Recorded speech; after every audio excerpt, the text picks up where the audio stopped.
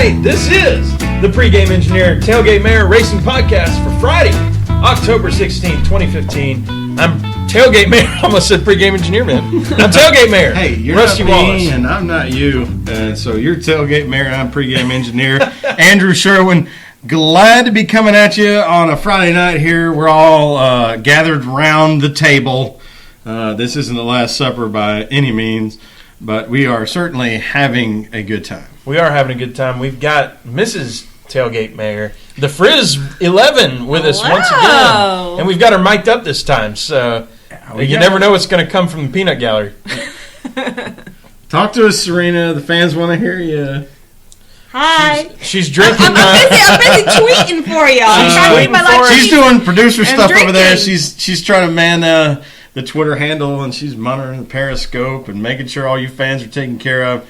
And we appreciate her for doing that. Absolutely. And so let's start with Serena. What you drinking, Serena? I'm drinking Southern Tier Creme Brulee Stout in my favorite princess cup. That is like a 6-ounce cup. Man. She's got her pinky out. It's got a princess on it. That's total Serena. Show it to him on the Periscope. My princess cup. And yeah, princess out. and that beer actually tastes like chocolate cake for those who haven't. It is a delicious dessert beer. Didn't your dad denounce it at some point? Something like that. I feel like I remember. This is too bitter. I was like, it tastes like cake. It tastes like a cake. So what you drinking? Well, I don't. I think obviously you're drinking the same thing I'm drinking. Yep. What we've got here is basically an Americana mule. You've heard of the Moscow Mule. You've heard of the Kentucky Mule. But this is my variation. As we're apt to do with food recipes, we are also like to modify drink recipes to satisfy our salacious nature. So this is Wild Turkey 101 bourbon, a ginger beer, and a dash of grapefruit bitters. And we've got a long history with Wild Turkey 101, and if you want to know what that history is, listen to the first 10 minutes of the podcast from last week, and you'll hear the story. Sure. I'm drinking this brand new Guinness Nitro IPA, and I am intrigued I by forgot this you thing. had one Oh, of yeah, those. it's Yeah. delicious. I'm finishing it off. However, you've already made my on-deck drink, which is the Americana Mule, or whatever we're calling it, and that thing is fantastic. We're calling it the PETM podcast mule. Yeah. That's what that's going to be. I love it. So this Guinness Nitro is pretty darn good. I'm excited about it. I like it. And I'm drinking it out of the fish koozie that... None other. That's right. The exact famous fish koozie that got retweeted by Dale Earnhardt Jr. So, Dale Earnhardt Jr. and Amy Ryman. That's right. With 350 other people giving it likes and retweets and all kinds of stuff. So here is the infamous catfish koozie that I'm drinking it out of. So I'm happy about that. That's fun.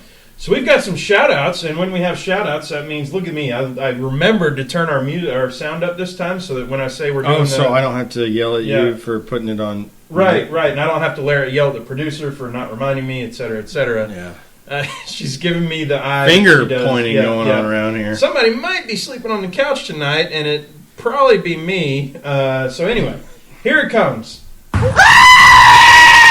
We love our screaming goat, y'all. Oh man, I just looked at the audio levels, and that thing just blew it out of the water. So we hope we didn't bust your eardrums on that if one. we busted your eardrums, sorry about that. But this is at some point we're going to not break the fourth wall on that too, and I'm just going to play the sound and act like it was supposed to happen instead of me talking about how I'm about to play the sound. Now I just played the sound. No, I totally get you. Yeah. Anyway.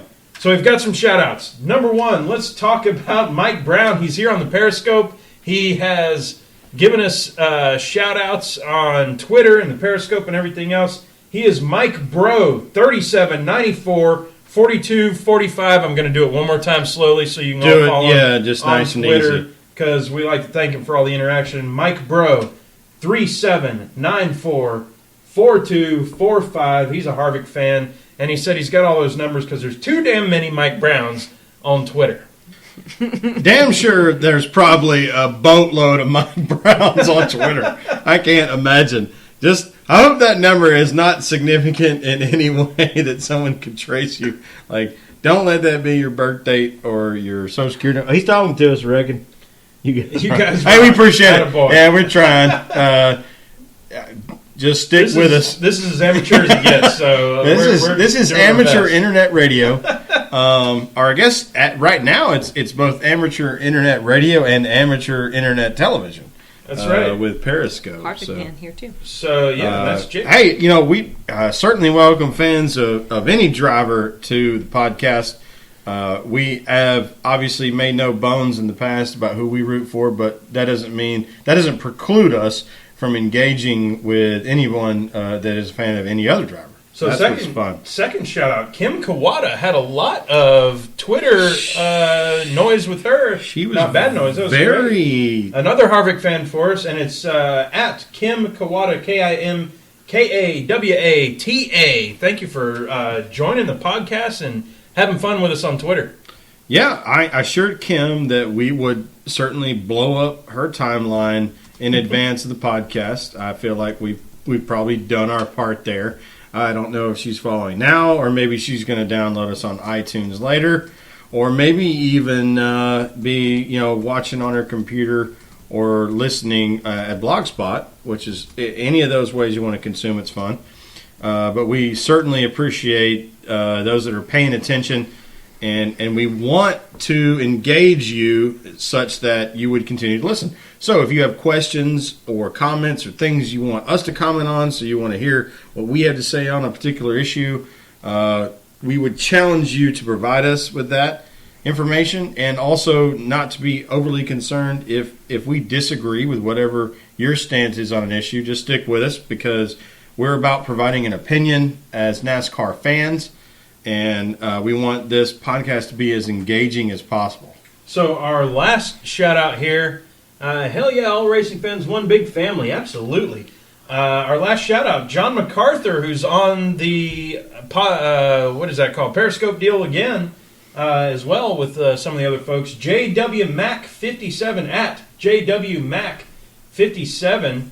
He's been engaged with us, and he also is a Harvick fan, and he also pointed out, if you're watching on Periscope, the clock right above my head, this is my dining room, and we're sitting at our dining room table. He pointed out that our clock is 5 minutes ahead, so I need to go up and figure that thing out here in a bit. That thing's a pain in the butt to change every time there's a daylight savings or whatever that comes up. I have to change that thing, and it takes forever to put it back on the wall because it's so big. So I'm probably not going to change it, but I appreciate the attention to detail on the Periscope. Yeah, well, the irony is we just had a conversation a couple hours ago about observancy skills and how much we appreciate them. So just know that we really appreciate that. That was one of the things that you noticed about the view you have on Periscope. So we actually, that's awesome. So this past weekend, I previewed it on the last podcast. Me and Serena, Mrs. Tailgate Mayor here, the Frizz 11, we went to Carowinds up near Charlotte, where the race was this weekend, but it didn't end up at the racetrack. But we were riding roller coasters at Carowinds in Charlotte, had a great time, and interestingly, they have a roller coaster called the Intimidator. And guess who that might be named after? Let me think. Oh! The Intimidator? Dale Earnhardt Sr. Dale Earnhardt Sr. So it was really cool. First off, it was a great roller coaster. It's called a Giga coaster, which means it's not like upside down and all this other stuff. Giga, that sounds nerdy as hell. Yeah, Giga or Giga, like in Back to the Future, gigawatts or whatever. Gigawatts. So it goes way up high and then drops you down, and all this other stuff goes real fast. The whole thing was Dale Earnhardt themed. I thought that was pretty cool for Charlotte to have the front car on the coaster had all kinds of sponsor stickers on it. Looked like the front of the race car. Fun. It was real cool. It was cool as hell. So that thing was pretty neat. And we rode the Fury 325 and all kinds of stuff. We were actually cashed out by about 4 p.m. looking at each other going, what do we do now? I think we should just go home because we had these Fast Pass deals and they put you straight to the front of the line. And cheaters. Cheaters. Yep, cheaters. It was great. You pay a little more money and you get to cheat. That's life, right? I mean, that is life, right? What am I going to say? I have a little rant to go on before we get into our topics. It's Load that thing up and You know, I that doubt softball. I doubt Hilton Hotels is ever going to give us a sponsorship. no, So we're never gonna get. I'm going to poop on them a little bit because you know how much I travel. Last week I was sitting in a Hilton hotel while doing the podcast, and I've got at least 35, 40 days this year in Hilton hotels, and probably got 60 days in hotels in general. But at least 40 of them, Hey, maybe there's more. Alabama whooping Georgia's butt again. Woo! Sorry. I've got all those days in Hilton hotels this year, and I can't even get 2/3 of one night in a hotel in New York as a perk from all that. With all the Hilton points I got, I can't even get 2/3 of a night. What would you reckon the spend is on that? Like if The you spend? if you spent 35 nights in a Oh, we'll say Hilton it's- hotel over the course of this year. Look at me, I've got a laptop, so it's $150 a night times 35 nights, $5,250. $5,000 and they can't float you a $200 room. No. Now, if I'm going to poop on somebody, I'm going to prop somebody else up. Sure. All right, let's prop up Hotels.com. Hotels.com, and Serena's going crazy for this. For those on Periscope, you can see it. But Hotels.com, you stay 10 nights. We're not getting paid for this either. I'm just ranting. Y'all be taking notes here. This matters because this stuff is very well investigated and experienced. Yeah, you stay 10 nights, and you get the average of all 10 of those nights, whatever you spent. You get that average put on as a credit on Hotels.com. So if it was $150, what we just talked about, then times if you have 40 nights, that's 4 times you get to do that. That's $600 that you get to spend. That's at least 2 nights in New York, if not 3. So It's 2 anyway. really nice nights. Yeah, For two sure. nice nights, and 3. You can find $200 hotels, depending on the time frame. Anyway, I just wanted to get that out there because I was staying at Hilton hotels, and I at least got my 2 free bottles of water. Yeah, well, I'm right there with you. I have not experienced any kind of positive relationship with Hilton, even though I continue to rack up their points. Their points don't mean anything. I couldn't even go to Denver and stay 4 nights with like 80,000 points. Oh, you had a boatload of points, yeah. I mean, at 80,000 points, I could go to Denver and I could stay 1 night, and then it was going to cost me like $1,400 to buy enough points for the rest of the nights. It's like, you know what? Yeah. I stayed at Ramada. Let's talk about NASCAR. You ready for NASCAR? I'm ready for Serena, I think NASCAR. You broke Serena, but we'll deal with that in a bit. I think the first thing we need to address is some mistakes we made.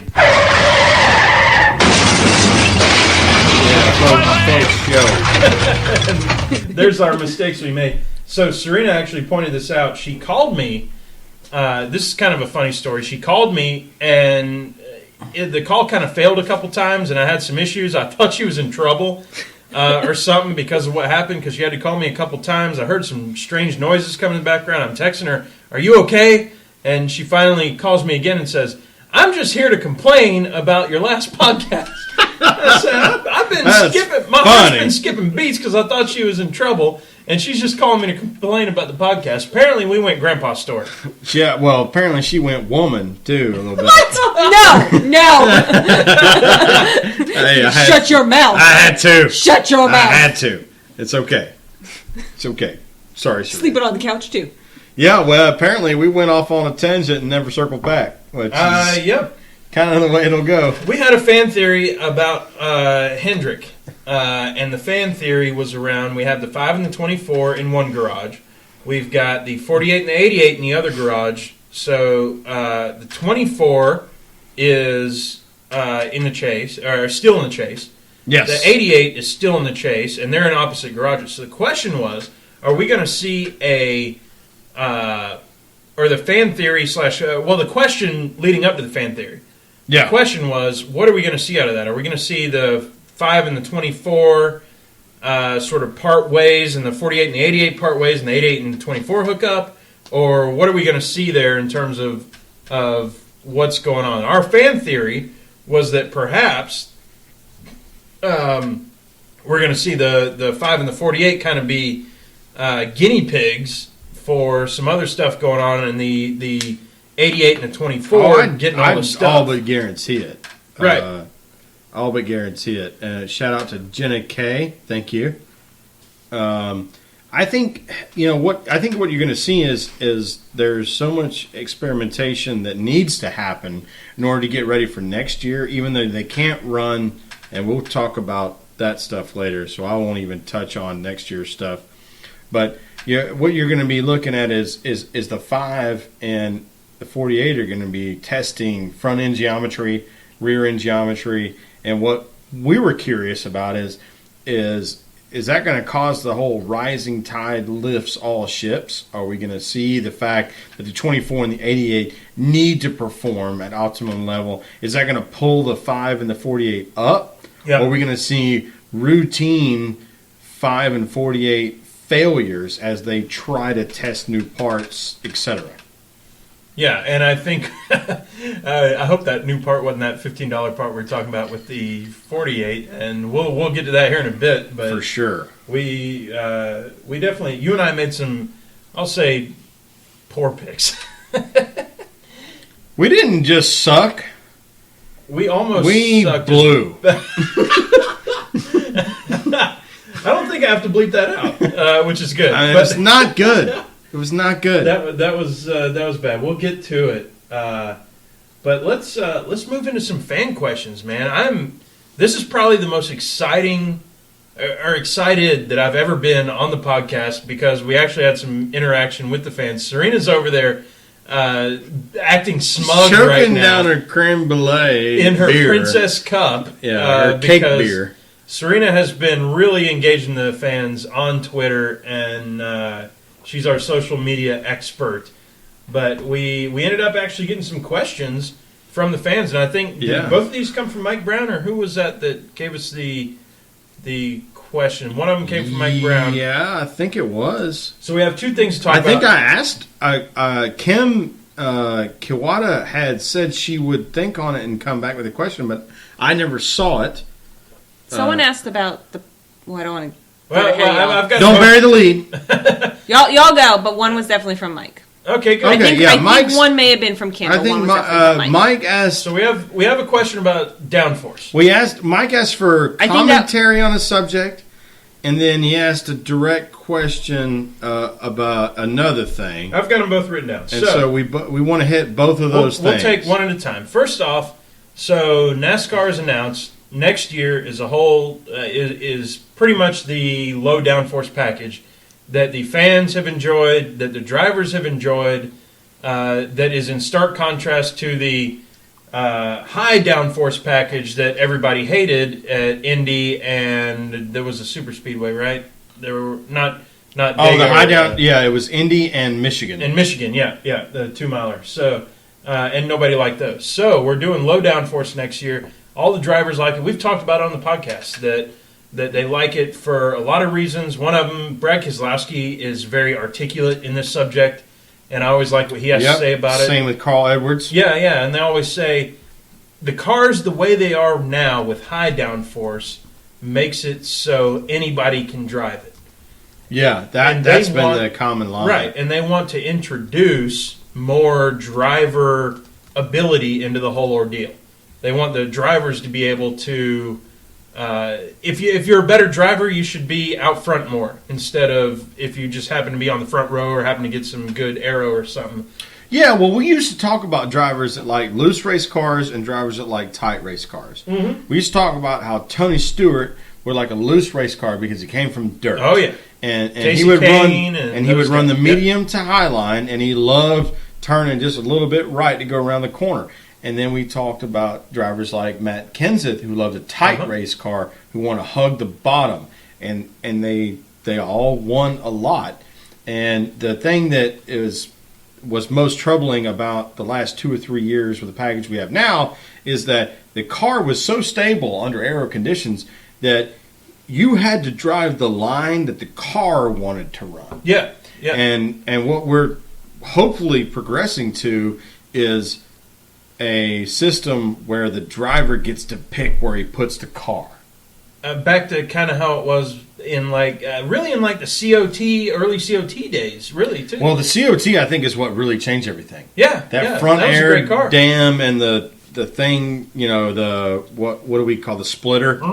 Mhm. It worked great in trucks because they had such low horsepower. They have about 300 less horsepower than a Cup car.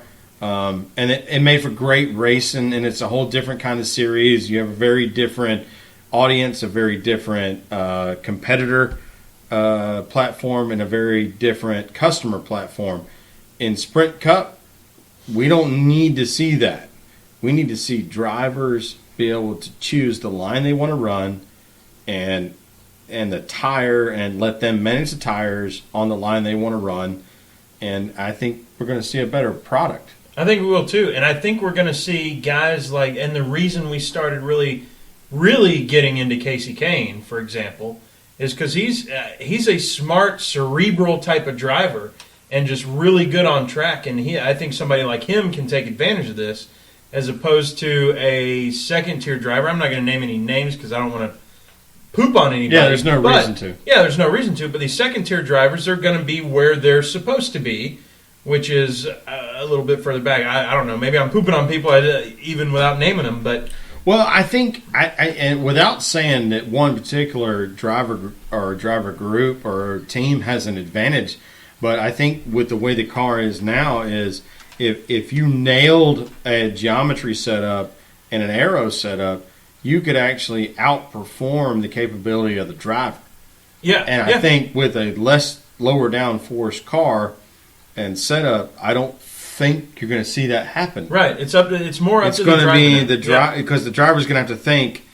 I mean, and it's going to be like, okay, so let's talk about, like, what do you mean the driver has an impact? Well, okay, so our driver that we like, Casey Kane, when the car is set up the way he wants to at Atlanta, he drives high in 1 and 2 Yep. and goes low in 3 and 4. And when he does that consistently and passes cars, we start getting excited because we know he's Oh, yeah, fast. we're doing the fish reeling in Okay. thing, and we're doing the And let's switch waving. gears to Denny Hamlin, for instance, which is a guy that I don't like, but is a great race car driver.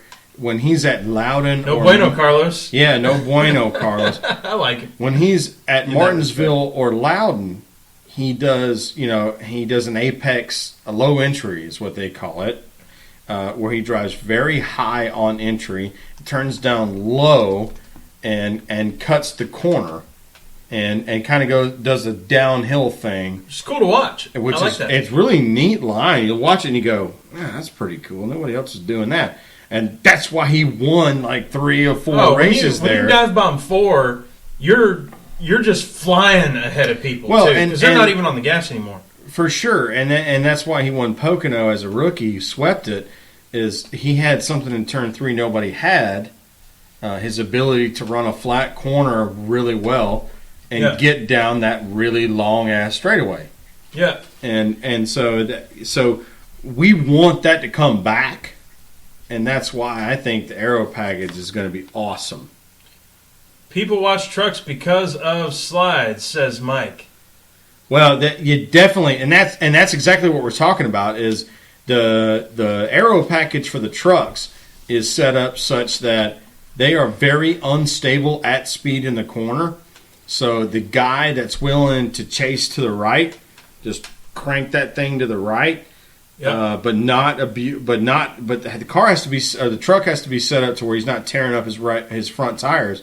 But the guy that's willing to drive through the corner, turn to the right, is going to kick butt in trucks. So I think you got to be a fan of this package if you're a fan of NASCAR, yeah, and a fan of driver capabilities. One thing that Dale Earnhardt Jr. said just today was that we've got to give it, as fans, we need to be a little bit patient in the first few races because they're going to have to still figure out the whole tire situation. They got to bring a softer tire to make this thing work, and they got to work on the compounds and all that. And he said, let us take the time to figure that out before we start throwing judgment, especially when you start at Daytona, which is a coin flip. But, Sure. Moving into Atlanta and going out west and all that, we give it a few races and then let's figure it out. And then make your opinions. But to answer the question that Mike threw out there, absolutely, I'm excited about it. I hope everybody is. I don't know anybody who's upset about that. I hope they go as far as to rip the splitter off. You know, and that sounds... That's like local radio guy extreme there. Yeah, that sounds local radio guy extreme, but the thing is, the splitter is what put us in the box that we're in now, where the front end has so much downforce.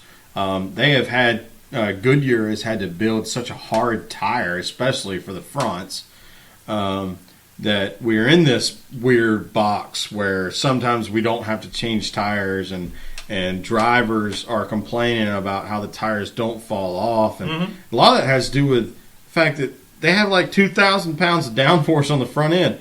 And, you know, the stock car is really not made to run that way. They really want to operate about 1,100 pounds of downforce on the front end. Go back to Valence, we hear.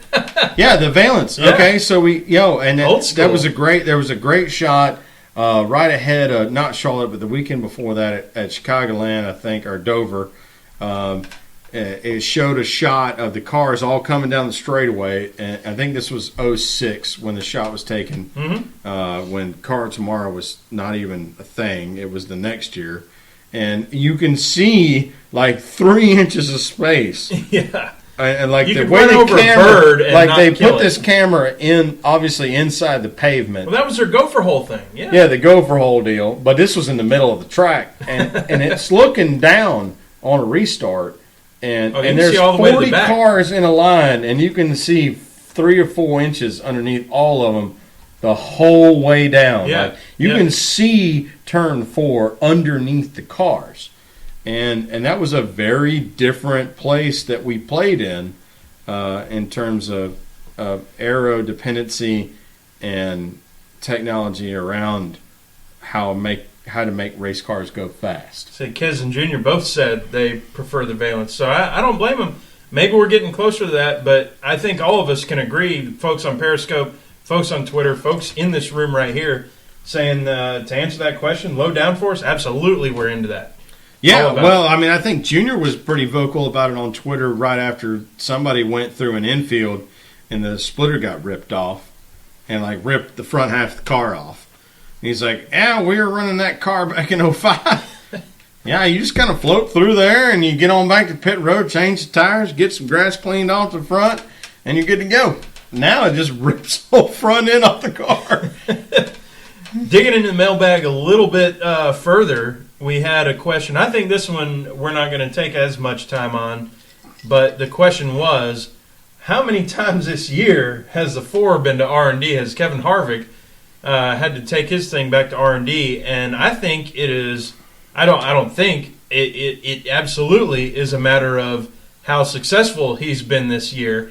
Remember, the first place, second place cars always go back to R&D. Oh, yeah, without a doubt. Every week. So he's been a first or second place car thus far in about half the races. So and that's no kidding. Okay, including his win a couple of weeks ago, I believe he's finished first or second 13 times, which means he's been to NASCAR R&D inspection at least 13 times. It could be that he was the random in some of the races where he wasn't finishing top 2.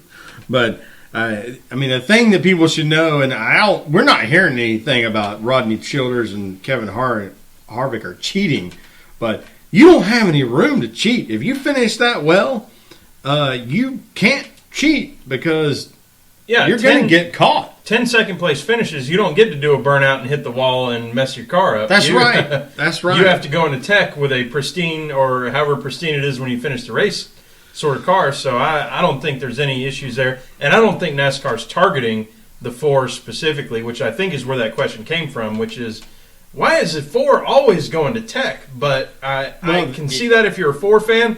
But hey, to the victor go the spoils, good and bad.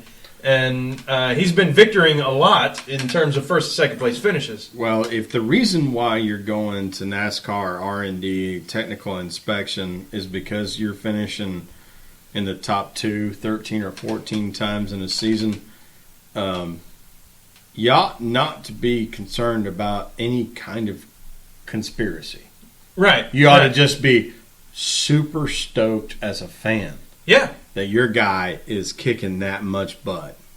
Yeah, and he's it ain't like SHR is getting brought back to tech, all that. I mean, it's just a matter of success, I think. So It's absolutely. I'm He not upset almost about set the modern, or maybe he did set the modern record. I don't know, but he was in the running to set records for number of second place finishes.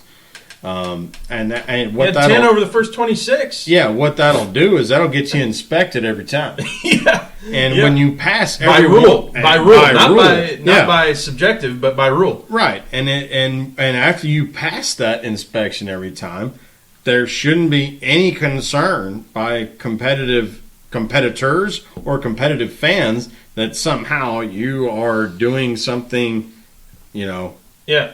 in the black area. It happened too fast. Oh, it happened quick. Serena, you know it what happens said? too fast. Now that they know that first and second go, Mike's like, oh, that makes way more sense. Oh, cool. Oh, okay. All right. Yeah. So, all right. Well, cool. Glad we were able to provide you with some information, Mike. And the point is, if you go to tech real often, you're either real unlucky or you've done really well on the racetrack. Right. And the thing is, that you're only going to get the random draw maximum of 2 or 3 times a year. It's just not normal at all unless you're fast. If you are fast, you're going to go. And if you're fast and you're not getting penalized, you're doing it all the right way. Yeah. So Atlanta has announced something kind of crazy. Me and you have. I want to give the willpower double number ones barrels to this. Here's the thing. Me and you have talked about it a few times. I think in the off season we're talking about giving a bit more time to this whole subject and taking it further. But Atlanta last year they moved the race, or this year, whatever it is. Me and you went to the race in February / March 1st, whatever. I want to say a bunch of cuss words. It was we gotta. Thank you for the hearts. And it was in winter. When they announced the schedule, Winter. I called Sherwin and I said, they just put the Atlanta race in winter. What are we doing? Like, it's gonna. You know what the coldest month in Georgia is? It's February. February, whatever. And so now Atlanta has announced, which this happened this year for the race. They said if the high temperature, and I don't know who they're measuring by, if it's like Channel 5 or Channel... Yeah, we're doing local, we're doing Wonderground, we're doing weather.com, what are we doing? I don't know how we're doing. But if the high temperature does not exceed 50 degrees, they're going to give you a credit back for going to the race for the next year. In other words, you don't even have to show up, and they will credit you for the next race. Now, we've talked about this at length. I think I want to hit the reset button on Atlanta here. All right, and I didn't actually give you anything in the pre-show about this. He's giving a little grin right here. I think if you're Atlanta Motor Speedway, me and you went to the races last year in February. Usually, for the last 10 years, we've camped out at this race. We talked about before, we didn't camp out this time because we knew it would just be miserable. First time in 10 years. First time in 10 years. We stayed in a hotel nearby. I drove. I was sober during the race, which is new. Who does that? But, I mean, that's just loving a NASCAR race. That's just loving NASCAR in general. Who's that? What was that? Bringing the snow machines. Yeah, exactly. Hey, I ran a snow machine up in Michigan, y'all. So my point is, and what I was going to say is, we already talked about, we saw nobody in the campgrounds. The campgrounds were unbelievably empty, y'all. There's 2 lakes, 2 ponds at the racetrack. There's a big pond. There's a little pond. Yeah, right off turn 3 and 4. Right. You can't. It's tough to get a spot on the big pond.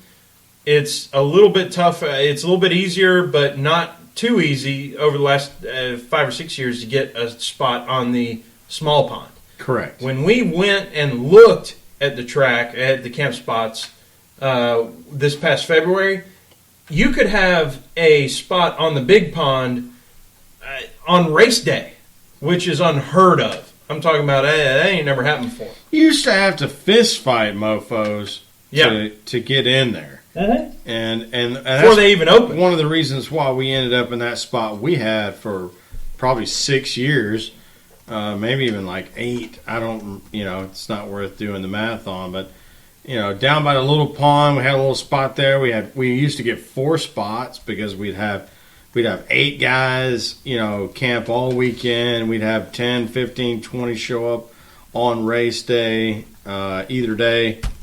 And, it's just not that. When it's 38 degrees max, Georgians aren't going to go to a race.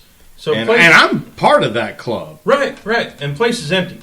And so here's my, if I were the marketing director, all right, instead of saying, if it's under 50 degrees, we'll give you your money back. If it's this or that or whatever, or we're dropping. Oh, by the way, they also dropped all prices so that there's no ticket that's over $99, which I'm glad I didn't buy tickets already. But no kidding, because there's no way they would call the people that had and give them their money back. We've seen that before. So yeah, we're pretty bitter about that. So let's hit the reset button.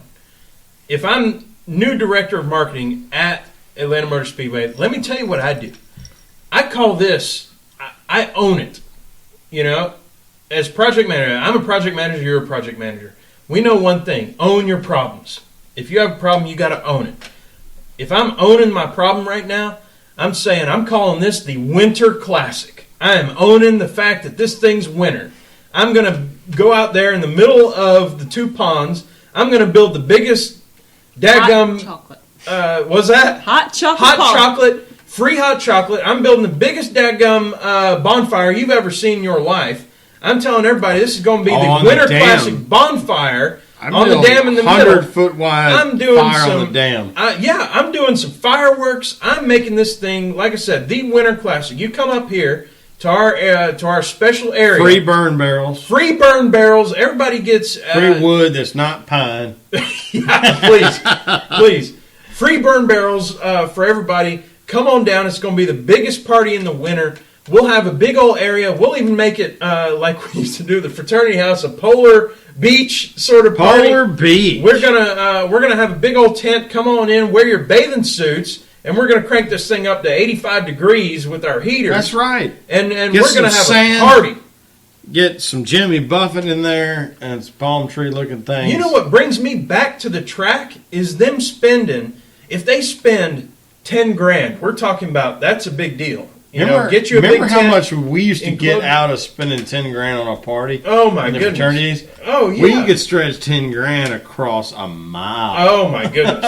It would be unreal. It would be unreal. That would get you and me back to the 2 track. bands, sand, hot tubs, painted murals, Fires, everything. Oh, AstroTurf throughout the house to help with the sand issue.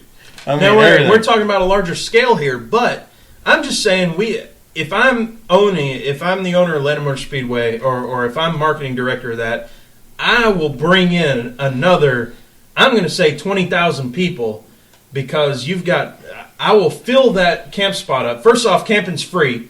Come on down. Camp it's all you free. want. It's It's free. got to be free. It's free. Why would you still charge? When you know your attendance numbers are going to suck, why would you still charge for camping? Yep.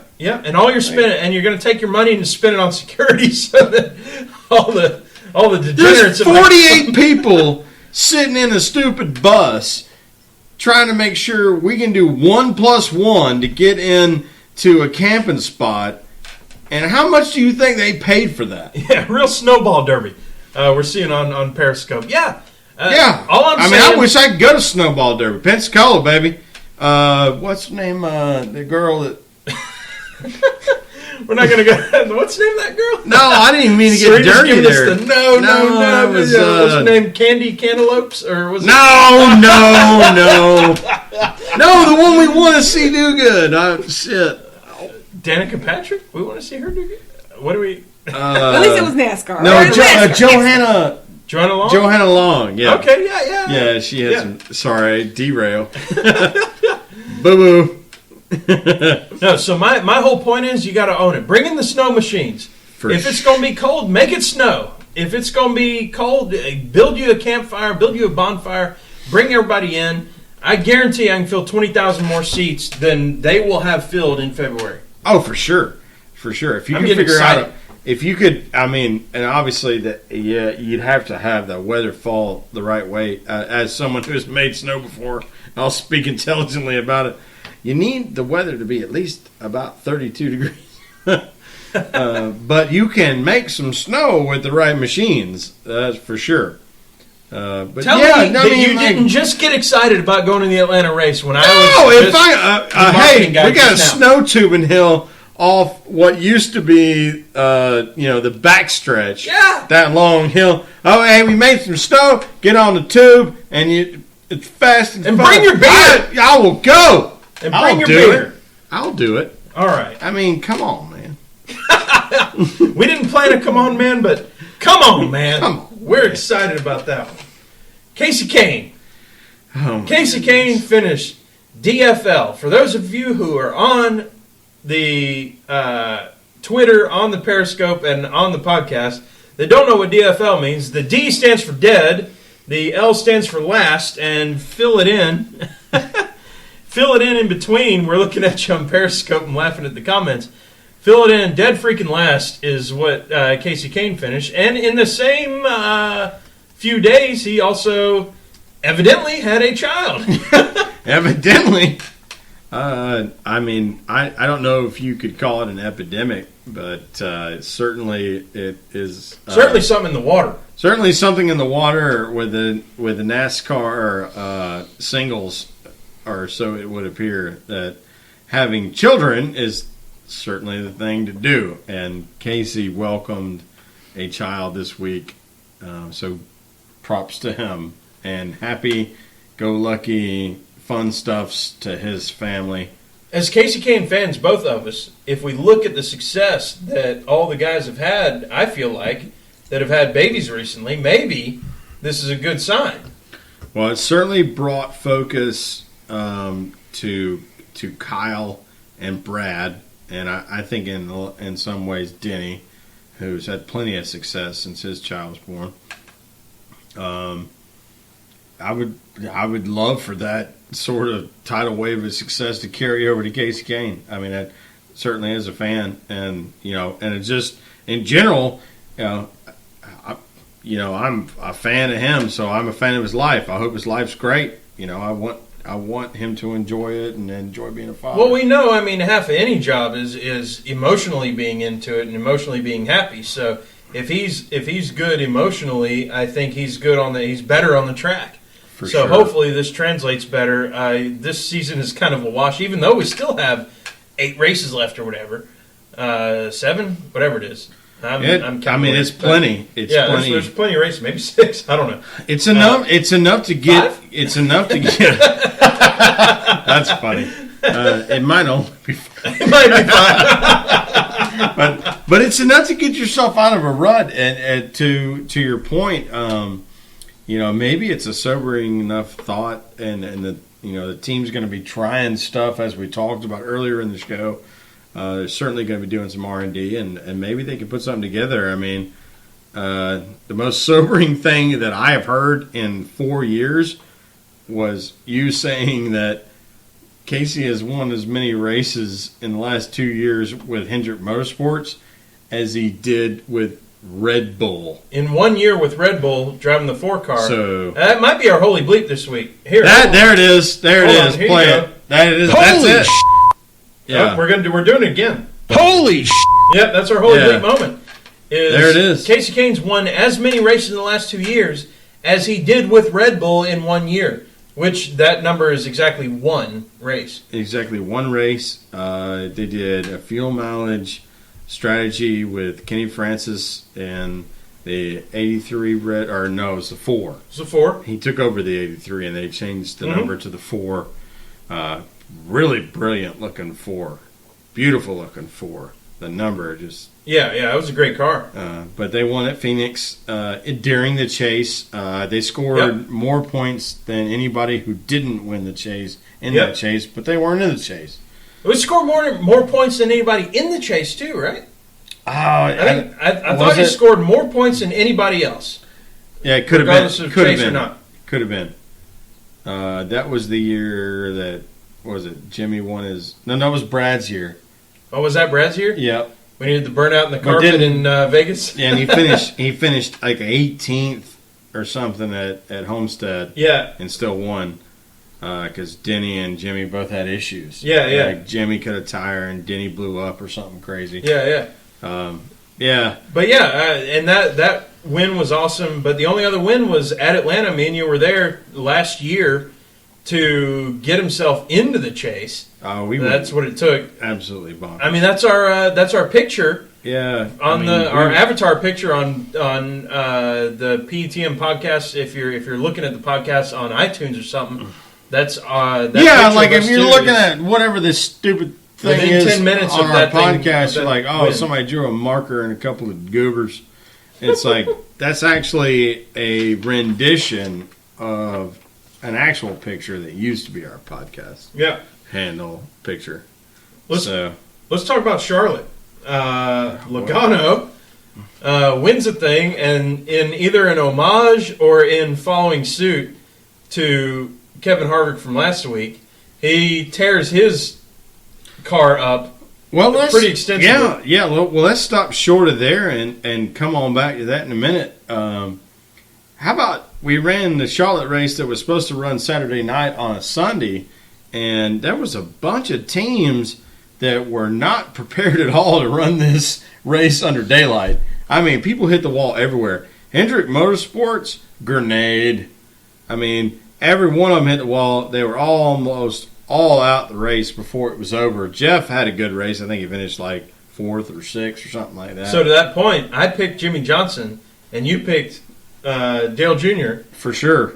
Jimmy finished 39th. That was just barely ahead of Casey, who finished 43rd, like we talked about, and about 10 spots behind your pick of Dale finished Jr. either 27th or 29th. It wasn't worth picking. Yeah, there's no credit to be taken for making those picks. Hendrick was out. And you know what? I felt really cool, and you can listen to the last podcast. I felt really cool because I picked the winner. I picked Kevin Harvick the week before, so I was on high. Yeah. And I talked about it several times because I listened to our podcast. I talked about it a few times. Yeah, I mean, you're both I'm out of drink, you're close out of drink, but we're close to done with this thing. Anyway, I picked that. I was pretty happy about myself, and then just to show how much of an idiot and how much of just I'm a fan, I'm not an analyst. I went and picked Jimmy Johnson, and he finished 39th. Whew. I don't even know where to go. I mean, I picked that out of heart. Like, I thought it would be really fun for Dale Jr. to win in Charlotte because he's never done that, and it seemed like he was, in line for a good day based on his practice times and who this. Oh, we're gonna get to it. No worries. We're that's coming. Fix. Yeah, right. We're just barking at the mouth here, but trying to justify the crappy week we had last week with. Because I'm going conventional this week is the point. Because last week I went unconventional. I said, and you can go back and listen to the podcast. I said, these fellas have. We're talking about Gibbs. I'm going to dominating. Kick we're talking about these your folks. ass if you take my driver. Well, you get to pick first because you were 10 ahead of me. So we'll see what happens. I don't know here. if that counts. We almost flip a coin. Let's right. aside. But, no. But I'm glad to pick first. I'll pick first. We'll let you. So let's do it. Yeah, we're going to go ahead and go there. We're in Kansas. We do have breaking news because we did saw. We have breaking news. Yeah, so we did. We're doing this on Friday night. We did see the. What are we looking at? Yes, he does. We're looking at Brad Keselowski on the pole, and we're essentially Penske, Gibbs, et cetera, has been the case so far this year. And so far in the chase, those guys doing really good. Brad Keselowski on the pole. Who was outside? I think it was it Kyle Busch outside? I'm trying to get it. He's working the internet. Carl Edwards outside pole actually. Kyle Busch third. Harvick fourth, Hamlin, Gordon, Truex, Blaney. Which good for Ryan Blaney, by the way. Yeah, love me What's he some doing out Blaney. there? That is cool as Love Christmas. me some Blaney. Christmas is pretty cool, but Ryan Blaney starting in the 8th position, 4th row outside. That's fun. I That's hope pretty he cool, can too. stay on lead line. That'd be a lot of fun. Yeah. Because Ryan is a really fun guy to root Kurt, for. Newman, Kenseth, and Biffle rounding out the top 12. So, that gets us to picks, which we actually have I'm breaking the fourth wall again just because I'm excited No, about you all should. these You things. should make Here sure we that go. thing's not like Well, on. maybe this one needs to be on tilt. Here we go. Well, it doesn't need to be on 12. Though.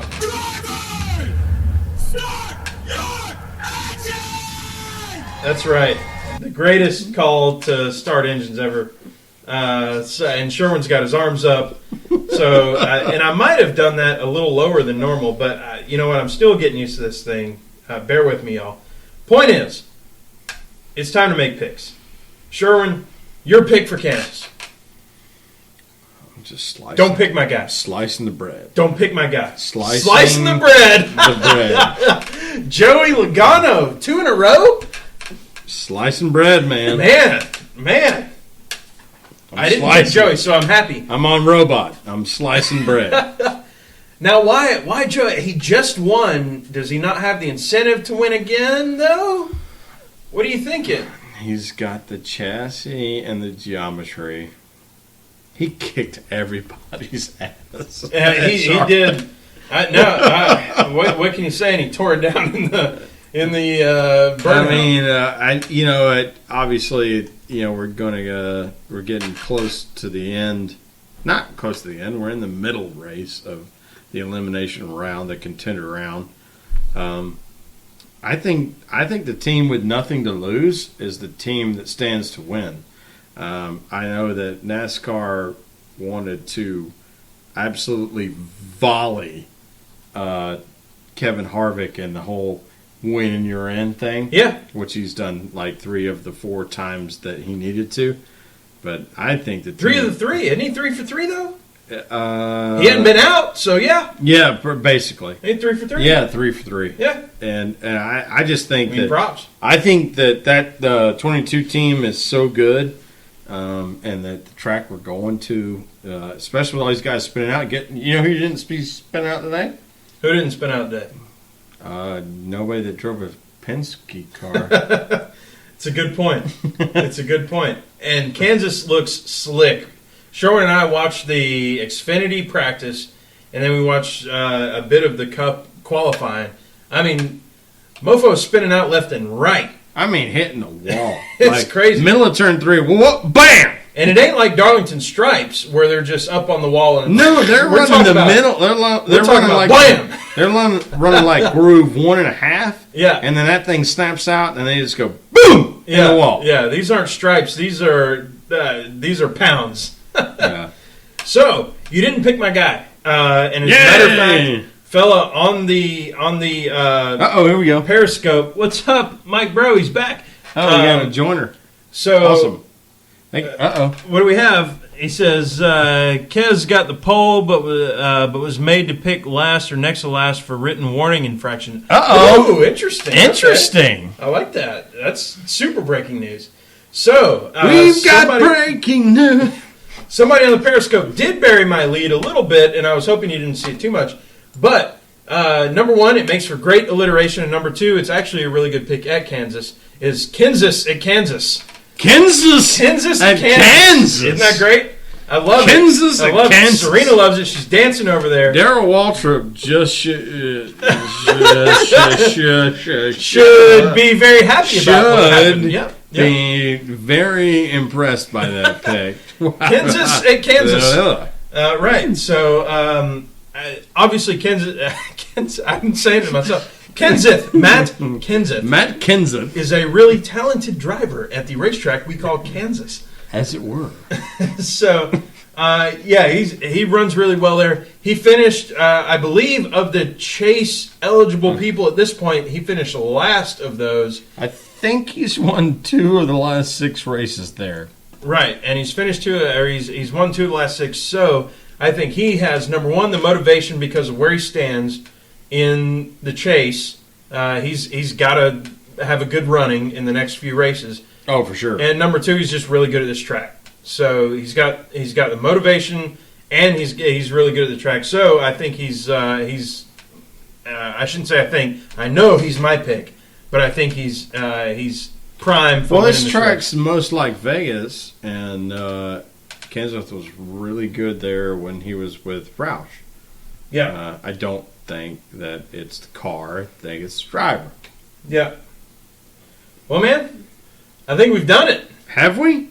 We have. Didn't talk What did we about talk about? any other sport. I don't think any other sport's worth mentioning at this point. No, because it's Friday night. Thursday night was Falcons Saints, and our Falcons lost. God So almighty. you know the streak has to end. Right. We were 5-0. We knew it had to end. Yeah, no, we got our certainly new- did. We certainly did. We just didn't want it to end against Saints. Saints, I want so many cuss words for them. Congrats, Saints fans. Happy for you. To get your second win, to be 2-4, you got to be super happy. Boy, talk about talking through your teeth. I'm dusting my nose here a little bit. And tomorrow we're going to looking Georgia. super forward to Eat Stuff Pit at Bobby Dodd Stadium. Yellow Jackets going to be playing Pittsburgh. What Panthers? Cougars? What are they? Sending pics of Harvick's burnout. Good job, lady and gentlemen. Thank you. Yeah. On the Periscope. Let's bring this thing to a close. Let's see. Yeah, we may have to just keep the Periscope going for a minute. I know, right? We shut this thing down before so I can say a cuss word. We've got a lot of closing I statements. might have snuck an S word in there, y'all. Sorry. We're probably not going to bleep it, but it's not going to be a regular thing. So, I am Tailgate Mayor Rusty Wallace at Tailgate Mayor. And I'm joined as always by Andrew Sherwin, pregame engineer at Pregame ENG. And Sherwin, we've got a new email address? Yeah, so hey y'all, Andrew Sherwin, pregame engineer. We actually have an email address now, petmpodcast@gmail.com. It matches our PETM podcast Twitter handle. So you can email us there, or you can tweet at us. And I obviously have pregame ENG, and we're very gracious for your presence. And thank you. And we'll talk to y'all next week.